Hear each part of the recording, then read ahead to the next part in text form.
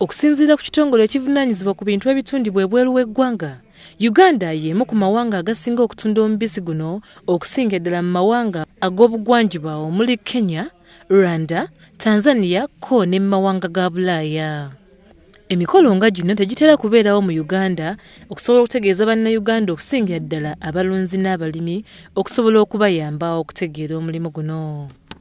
Okusinziira ku ssenkulu w'ekitongole ekitaba abalunzi b'enjuki bonna mu ggwanga ki Uganda National Agriculture Development Organization, Dickson Balyo mu maiso, agamba nti obungi bw'omubisi ogutundibwa ebweru w'eggwanga gweyongera buli mwaka ng'eggwanga lifuna ensimbi ezisukka mu buwumbi 120 buli mwaka.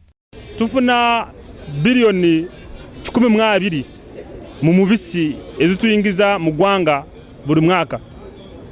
Kubanga omubisi guno kilo ebeera ku mutwaro gumu mu 14. So no bwotera ku mutwaro noraba 12,000 tons ezituproducinga kati olabira ddala nti biliyoni 12 tuba tuziyingiza buli mwaka. Agamba Omworeso nga guno guyamba abantu bonna abandyagadde okutandika omulimu guno era n'okumanya butya bwe bayinza okukuuma n'okutumbula omutindo gw'omubisi okukolebwa wano mu Uganda. Tulina ebyambalo, twalese ebyambalo ojja kubiraba wano wonna, tulina ebyambalo kati ekyambalo ekyo bw'okyambala enjuki tesobola kukwatako. Ate bwe tukutraininga bw'osinkana abakugu baffe wano bakunyonyola engeri yosobola kukwatamu enjuki nezitakukuba. Enjuki yo eyagala nti bw'oba okola nayo topapa nnyo. Mu ngeri y'okuwa abalunzi amagezi ko n'okwagasa abantu abettanira okuyingira omulimu guno wano baleese ebikozesebwa ebitali bimu omuli n'okutendeka abantu ku ngeri gye bayinza okulunda awamu n'okuganyulwa mu biwuka bino bye tulabanga ate eby'omutawaana. Omulamwa gwaffe guli ku mutindo gw'omubisi gw'enjuki n'ebirala byonna ebitukola mu mubisi gw'enjuki. Kakati twakwatanye tuli wamu ne UNBS ne Ministry of Agriculture kulabika nti abantu tubanyonyola bulungi nti ebintu omubisi gwaffe ogwa Uganda gwe mulungi nnyo mu nsi yonna kubanga engeri tugukolamu tuteekamu kintu kyonna. So twayagala kulaga abantu omubisi guno engeri yitugukolamu okulabika nti gukuuma omutindo. Ebimu ku bisinga okutawaanya omulimu guno ly'eddagala erifuuyirwa mu birime nga lino litirimbula ebiwuka bino byonna nga n'enjuki mwana wattu mw'ozitwalidde. Eddagala lino gamba ng'erifuuyira omuddo erikozesebwa ku birime ng'ennyaanya, entula, obutunda n'ebirala bingi bikosa nnyo obulamu bw'enjuki zino ekintu ekikosa amakungula g'ettunzi. Balyo mu maiso akubira bannayuganda bonna omulanga okwewala okutta enjuki zino kubanga zirina kinene nnyo ku ngeri emmere gye tulya gyekulamu nga ziwakisa ebirime mu ngeri emanyiddwa nga pollination mu ssayansi.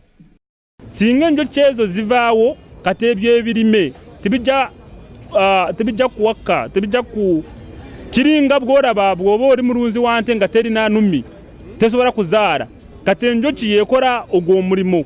N'olwekyo bw'oba oli mulimi w'amaanyi oba w'amatooke oba wa watermelon oba wa micungwa ovakado oba miyembe oba sunflower simu oba ebijanjaalo byonna njagala otegeere nti enjuki eno yekuyambako. N'olwekyo olina okulabika nti enjuki ogitwalemu ng'ekintu ky'amaanyi nnyo. Oluvannyuma twogeddeko n'abamu ku bazze okwolesa era nga bangi balina essuubi mu mulimu guno era nga bagwogerako ng'ekimu ku ebyo ekitaliimu kufiirwa. Omubisi gw'enjuki tegusobola bbula market.